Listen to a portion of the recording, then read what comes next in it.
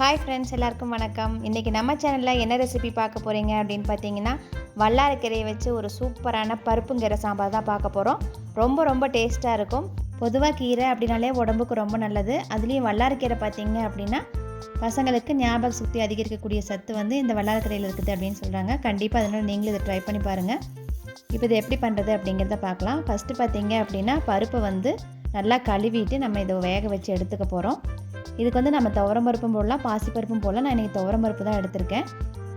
துவரம்பருப்பு நல்லா வாஷ் பண்ணதுக்கப்புறமா அது கூட ஒரு 1/2 டீஸ்பூன் மஞ்சத்தூள், ஒரு அரை தக்காளி, இதை நல்லா பொடியாக கட் பண்ணி போட்டுக்கலாம்.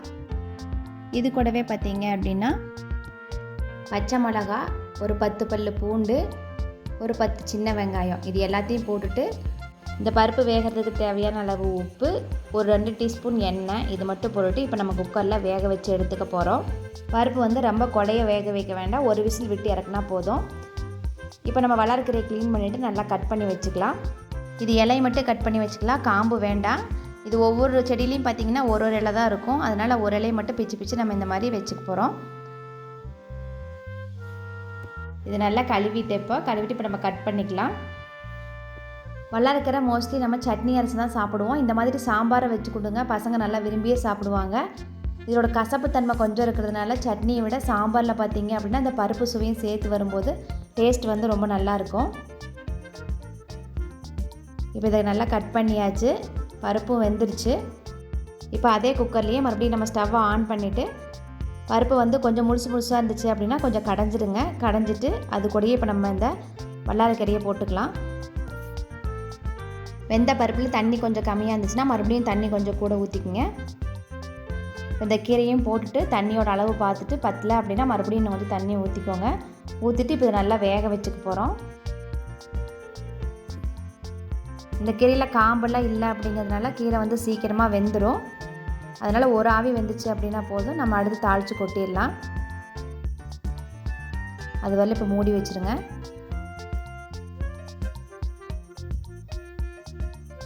பாருங்கள், ஒரு ஆவியில் நல்லா துவண்டு வெந்து வந்துருச்சு. அடுத்து அந்த குழம்புக்கு தேவையான அளவு உப்பும் போட்டுக்கலாம். ஏற்கனவே பருப்பு வேக வைக்கிறதுக்கு உப்பு போட்டிருக்கிறதுனால கம்மியாக பார்த்துட்டு சேர்த்துக்கோங்க.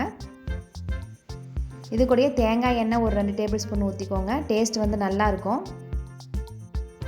எண்ணெய் ஊற்றுனதுக்கப்புறமா ஒரு கொதி வந்த உடனே நம்ம இப்போ தாளிச்சிடலாம். தாளிக்கிறதுக்கு ஒரு வடைச்சட்டி வச்சுக்கோங்க. வடைச்சட்டியில் எண்ணெய் ஊற்றிட்டு எண்ணெய் நல்லா காஞ்சதுக்கப்புறமா கடுகு, சீரகம் ஒரு 1/2 டீஸ்பூன் போட்டுக்கலாம். கூடவே பார்த்தீங்க அப்படின்னா கருவேப்பிலை, அடுத்ததாக பூண்டு, வெங்காயம், பச்சை மிளகா, வரமிளகா, இது எல்லாமே போட்டிருக்கேன். இது எல்லாம் பொடியை கட் பண்ணிவிட்டு சேர்த்துக்கோங்க. காரத்துக்கு ஏற்கனவே வந்து பார்த்திங்கன்னா பச்சை மிளகா நம்ம வேக வச்சுருக்குறோம் பருப்பு கூட சேர்த்து, அதனால் இப்போ வரமிளகா வந்து கிள்ளிட்டு சேர்த்துருக்கேன். காரத்துக்கு உங்களுக்கு எவ்வளோ தேவையோ அந்தளவு போட்டுக்கோங்க. இது கொஞ்சம் எண்ணெயில் நல்லா வதங்கினதுக்கப்புறமா கடைசியாக பெருங்காயத்தூள் சேர்த்துட்டு அதையும் எண்ணெயில் ஒரு தடவை வதக்கி விட்டுட்டு இப்போ நம்ம பருப்பு கீரையும் வேக வச்சதை எடுத்துகிட்டு இது கூட சேர்த்துடலாம். பருப்பு வந்து கொஞ்சம் நல்லா இந்த மாதிரி கொலைய வேக வச்சுக்கிட்டிங்கன்னா அப்படின்னா தான் கீரை கூட சேர்ந்து வெந்து வரும்போது நம்மளுக்கு சாப்பிட்றதுக்கு நல்லாயிருக்கும். கொஞ்சம் 3/4 வேக்காடு பருப்பாக இருந்துச்சுன்னா பருப்பு தனியாகவும் கீரை தனியாகவும் தண்ணி தனியாகவும் போயிடும். அதனால் இந்த மாதிரி கடைஞ்சி விட்டுட்டு வேக வச்சு எடுத்துக்கோங்க. இது தாளிச்சதுக்கப்புறமா ஒரு கொதி வந்துச்சுன்னா போதும், நம்ம இறக்கிடலாம். சூப்பரான வல்லாரக்கீரை பருப்பு கடையில் வந்து ரெடி ஆயிடுச்சு. ரொம்ப டேஸ்ட்டாக இருக்கும். உங்கள் வீட்டில் நீங்களும் இந்த மாதிரி ட்ரை பண்ணி பாருங்கள். எல்லா கீரையை விட இந்த வல்லாரக்கீரையில் பார்த்தீங்க அப்படின்னா கொஞ்சம் கசப்புத்தன்மை அதிகமாகவே இருக்கும். அதனால் நம்ம இந்த துவரம்பருப்பு கூட சேர்த்து செய்யும்போது பார்த்தீங்க அப்படின்னா டேஸ்ட் வந்து ரொம்ப நல்லாயிருக்கும். அந்த கசப்புத்தன்மையே கொஞ்சம் கூட இருக்காது.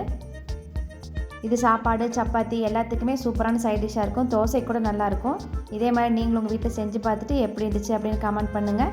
உங்களுக்கு பிடிச்சவங்களுக்கு நம்ம சேனலை ஷேர் பண்ணுங்கள். உங்களை அடுத்த வீடியோவில் சந்திக்கிறேன். தேங்க்யூ.